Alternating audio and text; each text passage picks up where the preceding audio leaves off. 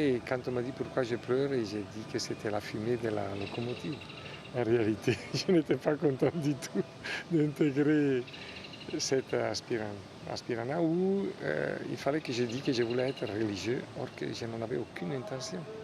Je le faisais juste pour obéir à mes parents qui n'avaient pas de possibilité différente que ça. Si Florent n'avait pas la foi quand il était jeune, il a su largement démontrer le contraire en 40 ans d'Afrique, passé auprès des malades les plus pauvres. Aujourd'hui, si l'hôpital survit malgré de grandes difficultés financières, ce n'est que grâce aux nombreux donateurs qui sont pour Florent le simple fait de la providence. Vous m'avez souvent parlé de providence. Qu'est-ce que c'est la providence? Impossible de faire une peinture. Moi, la providence, je la sens. Je la ressens dans ma vie.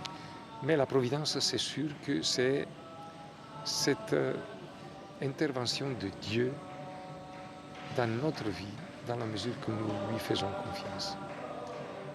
La providence n'est pas seulement les sous, n'est pas seulement le manger.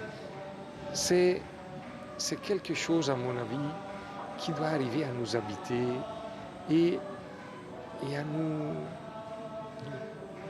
nous transformer en quelque chose qui n'est pas plié sur nous-mêmes, mais qui va vers les autres. Et je crois que c'est dans la mesure où notre vie est orientée vers les autres.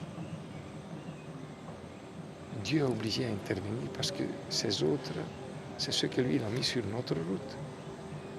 Et il ne peut pas les envoyer vers nous sans pouvoir nous donner les moyens de leur faire ce qu'ils attendent. Depuis 40 ans, frère Florent se donne totalement à l'hôpital de Tangueta et à ses malades.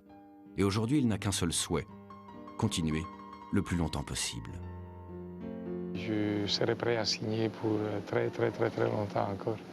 Et si Dieu veut, je continuerai ici tant que la santé me le permet.